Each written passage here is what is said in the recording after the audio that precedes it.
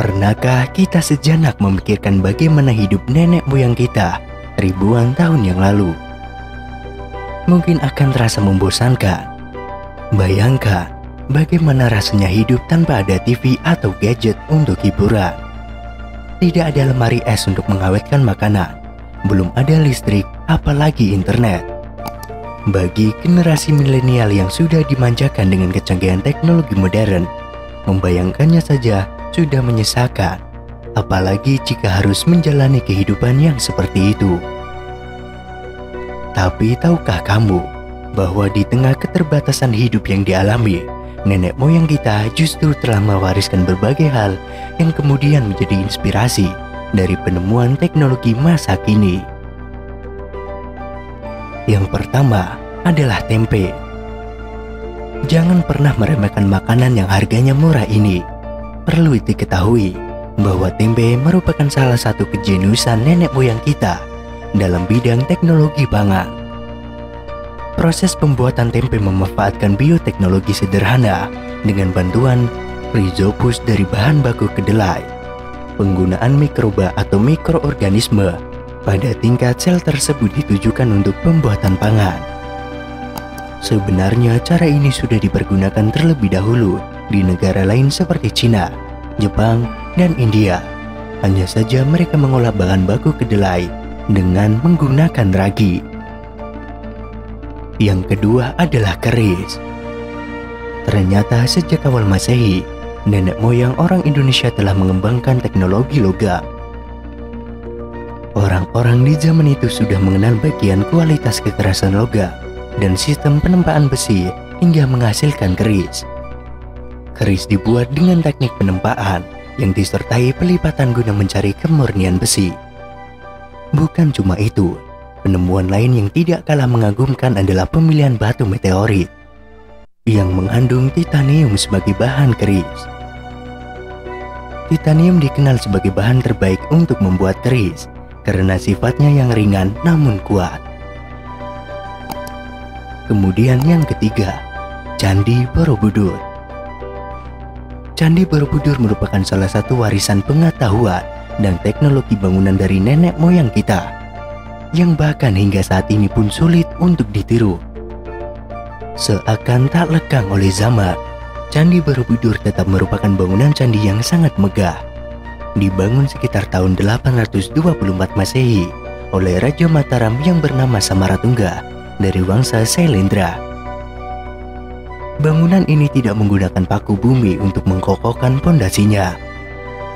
Bangunan Candi Borobudur menggunakan konsep fraktal. Fraktal adalah bentuk geometris yang memiliki elemen-elemen yang mirip dengan bentuknya secara keseluruhan.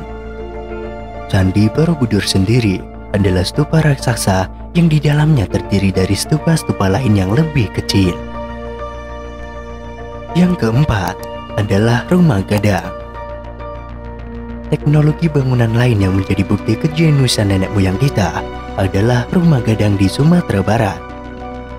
Bahkan, penemuan ini disebut lebih maju 300 tahun dibanding konstruksinya yang ada di dunia pada zamannya. Konstruksi rumah gadang telah dirancang untuk menahan gempuran gempa bumi. Rekayasa konstruksi memiliki daya lentur dan solidaritas yang tangguh. Bahkan ketika terjadi gempa berkekuatan lebih dari 8 skala Richter. Bentuknya yang lebar membuat rumah gadang tetap stabil saat menerima guncangan dari bumi. Sebab getaran yang datang dari tanah akan terdistribusi ke semua bangunan. Rumah gadang tidak menggunakan paku sebagai pengikat, melainkan berupa pasak sebagai sambung yang membuat bangunan memiliki sifat lentur.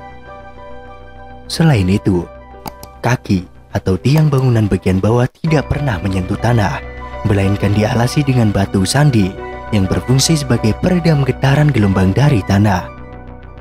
Jadi ketika ada getaran, rumah hanya akan berayun mengikuti gelombang yang ditimbulkan getaran. Yang kelima adalah Benteng Keraton Buton. Tepatnya berada di Buton, Sulawesi Tenggara. Benteng ini juga menunjukkan betapa hebatnya nenek moyang kita di dalam membuat bangunan untuk pertahanan. Berada di puncak bukit yang cukup tinggi dengan lereng yang cukup terjal membuat tempat ini sebagai tempat pertahanan terbaik pada zamannya.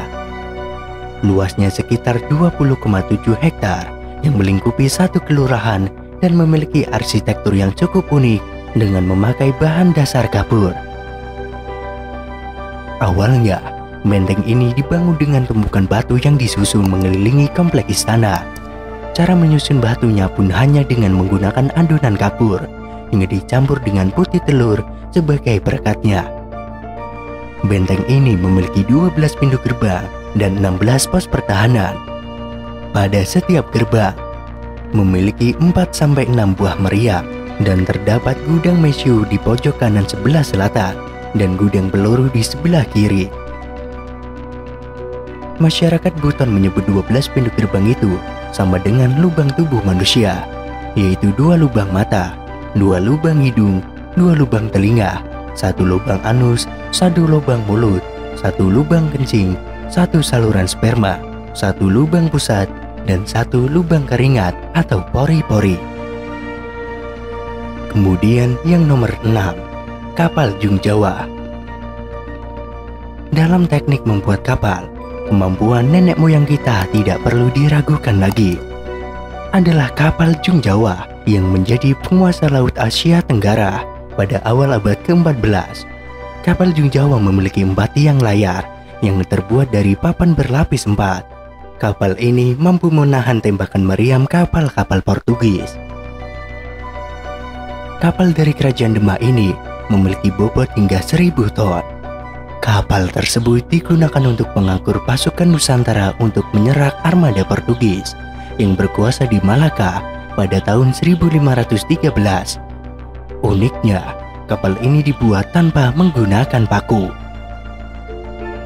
Selanjutnya si Gale-Gale. Bagi yang belum tahu, inilah konsep robot sederhana dengan sistem yang kompleks. Jangan dibayangkan bahwa boneka ini menggunakan besi, kabel, listrik, dan sebagainya, karena di zaman dulu tidak ada yang seperti itu. Alkisah, seorang raja yang bernama Raja Rahat memiliki putra tunggal yang bernama Raja Manggale. Namun sang putra tewas di medan perang dan jasadnya tidak ditemukan. Karena iba melihat raja yang jatuh sakit, atas kesedihan yang diteritanya, para tetua di kerajaan membuat patung yang mirip dengan putra sang raja. Patung yang terbuat dari kayu yang memiliki tinggi sekitar 1,5 meter dan mengenakan kostum tradisional Batak agar lebih menyerupai manusia. Boneka tersebut dipasangkan tali yang sistemnya cukup kompleks untuk dapat menggerakkan anggota tubuhnya.